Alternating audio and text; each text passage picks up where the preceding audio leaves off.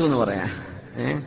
വസ്തു നോക്കലും ആശാരിയെ കൊണ്ട് കുച്ചടിപ്പിക്കലും കട്ടിലെ വെപ്പിന് മറ്റു കാര്യങ്ങളൊക്കെ നോക്കാൻ ഇസ്ലാമിന്റെ വിധി എന്താണെന്ന് ചോദിച്ചിട്ടുണ്ടായിരുന്നു. നമ്മുടെ ഈ മലബാർ ഭാഗത്തൊക്കെ ലാൻഡിന് വസ്തു എന്ന് പറയുമോ? അല്ലല്ലോ അല്ലേ, സ്ഥലം എന്നല്ലേ പറയുള്ളൂ. പക്ഷെ നമ്മുടെ കൊല്ലം തിരുവനന്തപുരം അങ്ങോട്ടൊക്കെ വസ്തു എന്ന് പറഞ്ഞാൽ അങ്ങനെയാണ് അല്ലേ? തിരുവനന്തപുരത്തിറക്കില്ല അവിടെ വസ്തുവകകൾ വസ്തു. അപ്പോ നമ്മെ സംബന്ധിച്ചിടത്തോളം ഇസ്ലാമിന്റെ വിധി നമ്മളതിൽ മനസ്സിലാക്കൽ വളരെ നല്ലൊരു ചോദ്യമാണ്. പ്രത്യേകിച്ച് ഇന്ന് ഒരുപാട് തെറ്റിദ്ധാരണകളും പല ആചാരങ്ങളൊക്കെ വരുന്ന കാലമാണ്.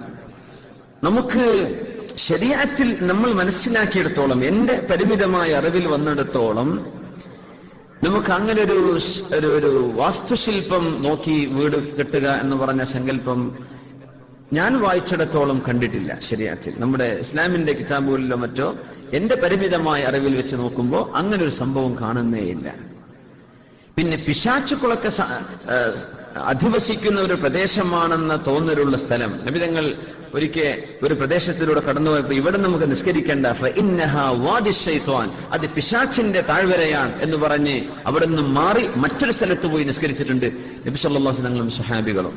അപ്പോ പിശാചുക്കൾ താമസിക്കുന്ന പ്രദേശങ്ങൾ ഉണ്ടാകാം. മുമ്പൊരു ആൽത്തറയോ ഒരു അമ്പലത്തറയോ അല്ലെങ്കിൽ അവരുടെ ശവകുടീരങ്ങൾ ഉണ്ടായിരുന്ന സ്ഥലമോ ഹിന്ദുക്കളൊക്കെ താമസിച്ചു പോയ സ്ഥലം നമ്മൾ വീട് വെക്കാൻ വേണ്ടി എടുക്കുമ്പോൾ അത്തരം സ്ഥലങ്ങളിൽ നമ്മൾ വീട് വെക്കാതിരിക്കാനാണ് നല്ലത്.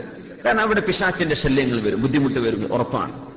അല്ലാത്തിടത്തോളം നമ്മൾ ഖിബ്ല ക്ലിയർ ചെയ്യുക. നമ്മുടെ വീട്ടിൽ നിന്ന് ഒരു വലത്തോട്ടും ഒരു ഇടത്തോട്ടും ശരിയാത്ത രീതിയിൽ ഏതെങ്കിലും ഒരു ചുമരിലേക്ക് സ്ട്രൈറ്റ് നിന്നാൽ നിസ്കരിക്കാൻ പറ്റുന്ന ഒരു അവസ്ഥയിൽ നമ്മുടെ ഖിബ്ലയെ കണക്കാക്കിയിട്ട് നമ്മൾ വീട് കണക്കാക്കിയാൽ അൽഹംദുലില്ലാ അതിനൊരു നല്ല ബറക്കത്തുള്ളൊരു മനുഷ്യനെ കൊണ്ടുവന്നിട്ട്, ഒരു സയ്യിദിനെയോ ഒരു ആലിമിനെയോ നല്ല തഖ്വയുള്ള ഒരു മനുഷ്യനെയോ കൊണ്ടുവന്നിട്ട് അവരെ കൊണ്ട് അതിന്റെ ഉദ്ഘാടനം ചെയ്യിപ്പിക്കുക. ഇത് സ്വഹാബികൾ ചെയ്യിച്ചിട്ടുണ്ട് നബി തങ്ങളെ കൊണ്ട് സ്വല്ലല്ലാഹു അലൈഹി വസല്ലം. അപ്പോ അത് ഇസ്ലാമിന്റെ ചര്യയാണ്, നല്ല ആളുകളെ കൊണ്ട് തുടങ്ങിപ്പിക്കുക എന്നുള്ളത്. എന്നല്ലാതെ ബാക്കി വിഷയം ഇനിയിപ്പോ ഏതെങ്കിലും ഒരാൾ പറയണം ഇവിടെ ഇങ്ങനെ എന്തെങ്കിലും വല്ല പ്രശ്നങ്ങളൊക്കെ ഉണ്ട്, നിങ്ങളൊന്ന് മാറി താമസിച്ചേക്കണം, ഇത് മാറ്റിയേക്കണം എന്നൊക്കെ അള്ളാഹുവിനെ ഭയപ്പെടുന്ന സൂക്ഷ്മതയുള്ള ആളുകൾ പറഞ്ഞാൽ നിങ്ങൾ ചെയ്തേക്കണം. ഈ ആശാരി എന്ന് പറയുന്ന ആള് മുസ്ലിം അല്ലല്ലോ, അയാൾ ഹിന്ദുവാണ്. ആശാരിയുടെ കണക്ക് നോക്കലും പോക്കും വരവും എന്നൊക്കെ പറഞ്ഞാൽ പിശാചുക്കളുടെ വരവും പോക്കിനെ കുറിച്ച് ആശാരിമാർ പറയാറുള്ളത്. അവരോട് ചോദിച്ചു നോക്കി, എന്താ ഈ പൂക്കെന്ന് പറഞ്ഞാൽ അവരുടെ ഇന്നാലിന്ന ശൈത്താൻ പോകുന്ന വഴിയാണ് പറയുന്നത്. അവർക്കിപ്പോ വാതിൽ തുറന്നുവെച്ചാലും ജനൽ വെച്ചാലും അവിടെ ഇതിന്റെ ഈ ഇരുമ്പിനെ തുറച്ചു കയറാൻ പറ്റുന്ന ആൾക്കാരെ പിശാചുക്കള്. അപ്പൊ ആ ഒരു പോക്കിനെ ചൊല്ലിയൊന്നും നമുക്ക് യാതൊരു പ്രശ്നമില്ല. നിബിധങ്ങൾ പറഞ്ഞത് എന്താ? ആ സൂറത്തുൽ ബഖറ ഓതുന്ന വീട്ടിലേക്ക് ഒരു ശൈത്താനും വരൂല എന്നാണ്. ആയത്തുൽ കുർസി ഓതി കിടക്കുന്ന ഒരു മനുഷ്യന് സുബഹി വരെ ഒരു പിശാചിന്റെ ശല്യവും ഉണ്ടാവില്ല എന്നാണ്. അപ്പൊ ആശാരിയെ കൊണ്ട് നമ്മളിത് ചെയ്യിക്കണ്ട. ഇന്നൊക്കെ എഞ്ചിനീയർമാരില്ലേ, നിങ്ങൾക്ക് ആ വീടിന്റെ സ്ട്രക്ചർ ഉണ്ടാക്കല എഞ്ചിനീയർ വിളിക്കേ.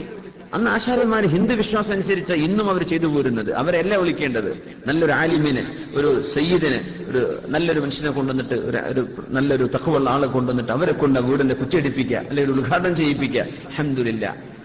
പിന്നെ നമ്മൾ വീട്ടിൽ ഖുർആൻ ഓതുന്ന വീടാണെങ്കിൽ അവിടെ യാതൊരു പ്രയാസമില്ല. അപ്പൊ ബാക്കി പല വിഷയങ്ങളും ഇന്ന് ഇതിലൊക്കെ ചൂഷണവും നടക്കുന്നുണ്ട്. നിങ്ങൾ വല്ല കുഴപ്പമുണ്ടെന്ന് വിചാരിച്ചു ഒരാളെ കൊണ്ടുവന്നു, അയാൾ പറയാം നിങ്ങൾ വീടിനൊരു കുഴപ്പമില്ലല്ലോ എന്ന് പറഞ്ഞാൽ അയാൾക്കൊരു മോശമല്ലേ? കോൽ എന്നെ വിളിച്ചുകൊണ്ട് വന്നിട്ട് ഞാൻ ഒരു കുഴപ്പമില്ല എന്ന് പറഞ്ഞാൽ അപ്പോൾ എന്തെങ്കിലുമൊക്കെ ഒന്ന് പറയും. അപ്പൊ ഇവിടുന്ന് പൊളിച്ചോടൊന്ന് നീട്ടി